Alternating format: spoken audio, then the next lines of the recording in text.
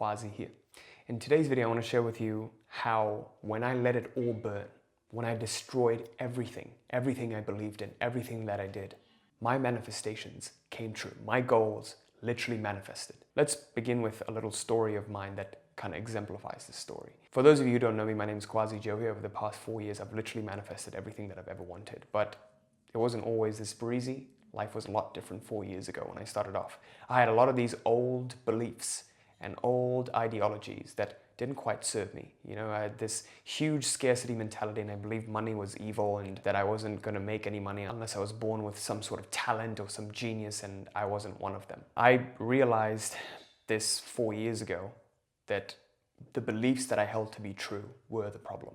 Not my reality, not the business strategy that I had. It was me. It was completely me, and I had to look at myself in the mirror. It's the hardest thing to do. We only question all of the beliefs except the ones we really hold to be true. Those we will never think to question. When I realized that, I was like, shit, this needs to change first. If my internal world doesn't change first, I cannot expect my external world to. So in today's video, I want to share with you how, when I literally let all of it go, when I let all of my beliefs crash and burn, how that led me to becoming successful, and how that led to me coming and being here today with $1 million business, doing 7 figures year after year, and how all of that literally just happened. So let's begin with a little story time. This was back in 2019. I decided in my senior year of college that I would not pursue the dead-end engineering job that I was promised. I had a job offer waiting for me, and all I had to do was graduate, and they would pay me a cushy, comfortable 50 grand a year salary just to start off. A lot of benefits, a lot of things. And what I hated about that place was everyone was depressed. I was at a summer internship there. Everyone just looked depressed. They were trying to stick their arms in the machines to get workers' comp. And it was horrible. And I was like, I cannot spend the next 40 years of my life doing this. So I asked, well, what can I do? How can I have a life of freedom? And so I met 2 of my friends who had literally what I was looking for. One of my buddies, Arlen, he had his own merch business. He had his own YouTube channel, and he was doing vlogs at the time, selling merch, making 20K a month. My other buddy, Raphael, he had an e-commerce business at the time, and he was also doing around 20K a month, 10K a month in profit. And he was traveling the world. He had dropped out of college. Well, actually, he never went to college. My buddy Arlen was in college with me. And so these close friends of mine who were my age were making, like, at the time, a 6-figure salary, doing whatever they wanted, living a life of complete freedom. And I was like, wow, why can't I have that? Man, why can they have it and why can't I? You know, and I really just sat with that feeling, that pit in my stomach, like, you know, what's so special about them that I don't have? And so I said, you know what, fuck this. I should have that. I definitely should have that. So you see, I'm changing my state. Literally right there and then, I made that decision that I will have it. I don't care. I don't care how, it is going to happen. I've made the decision, it's done. And so that's what began my journey into entrepreneurship and personal development. So I decided naturally, maybe I'll sell merch. So I started making YouTube videos, and you can look at my videos like 3-4 years ago and what they look like. And I had no idea how to monetize it until one day I got a message from someone who was following my channel, like, hey, I'll pay you $300 for like email coaching. And I was like, what? I didn't know that was a thing. I didn't know I could do that. And that was my absolute eureka moment, because I love coaching and I love teaching, I love sharing. I would rather do that than sell some fucking merch. And that's what I figured to be even more valuable than selling merch. Not that there's no value in selling merch, but that's what I personally thought to be more impactful, something that I could dedicate the rest of my life to. And so I thought, okay, well, I can start a coaching business.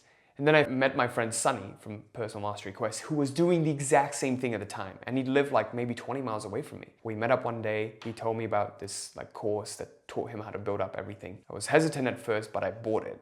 I was hesitant because I had a scarcity mindset and I'd never invested in my personal development before. I never invested in my business before. But I did it, and I learned from it. And, you know, I started to make some good money by my 2nd semester of senior year. And then I had a conversation with my parents, telling them what my plans were, that I wasn't planning on going into that 9-to-5 job. What I was planning on doing instead was I would go full-time into my business, and they would have no qualms about it if by the time I graduate, I make 5K a month. Well, that time came around. I was only making 1 to 2K a month. And, you know, I said no to the job. I said, no, that was the hardest thing I've ever had to do, because it was the most secure thing. Could have just followed that route for the next 40 years and just made a 6-figure salary. God, that would have been a waste. But anyway, I canceled on that, told my parents I made the decision. They weren't too happy about it. And then the month of May came around. I graduated from college and I went to live back at home with my parents because, of course, I didn't make enough money to sustain myself back then. That month, I made absolute zero. There was so much pressure that month. Every single day I would go downstairs, my dad would be like, did you make a sale today? Did you make a sale today? Did you make money today? And he was just going crazy. He was like, what is my son doing? You know, he's crazy. He had a job, like he was telling all his friends and stuff.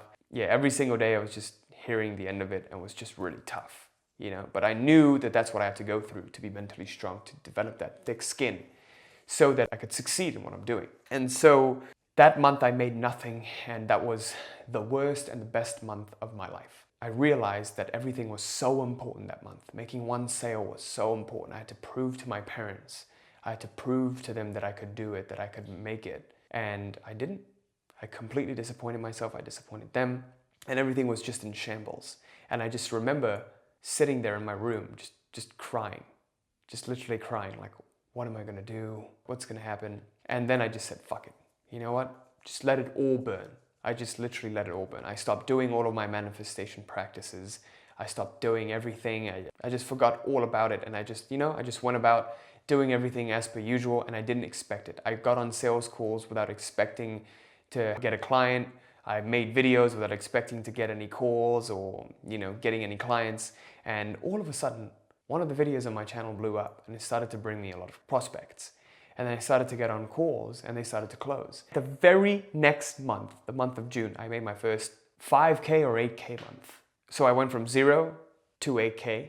July, I made around 10K, maybe 12K. And August, I made my first ever 20K month. And I'd been dreaming about the 20K month for a long time now. From August to September, I made my first 50K. October was maybe like 70 or 80. November was around like 90. December was around 95. January 2020 was my first ever 100K month. And I just remember feeling so surreal, like, oh my God, I can't believe how quickly life could change. And it was all because I completely let it all go. So the lesson from this big winded story, if you've stuck around to the end of this, is if something is not going your way and you keep pressuring it, you keep pushing it, you are in an out of balance condition, which is one of the biggest enemies to reality creation, getting out of balance, not following the principle of coordination. And the two biggest things that take you out of balance: number one, control, trying to control an outcome. Number two, straining, putting too much effort. Okay, when you put too much effort into something, you're already out of balance. It should feel effortless, it should feel natural. And it only feels natural and effortless when you're inspired or you have discipline. It only feels non-controlling when you set the intention and you let it go. You let life do what it needs to and you don't interfere. You don't keep interfering with the order that you've placed. So the biggest key I want you to take away from this, the biggest lesson, is when you're putting too much pressure, it's time to take the pressure off. You will literally feel like you're out of balance and you will know. You just have to be sensitive enough to check in with yourself and see how you're feeling. Am I in balance or am I out of balance? And the best way for you to do this is to learn coordination, is to learn how to let go. So here's a video that I've made that goes into complete depth about how you can let go, surrender, and how to use coordination to achieve your goals. So make sure you watch this one in full right now. Thank you so much for watching. I'll see you in the next video right now. Peace.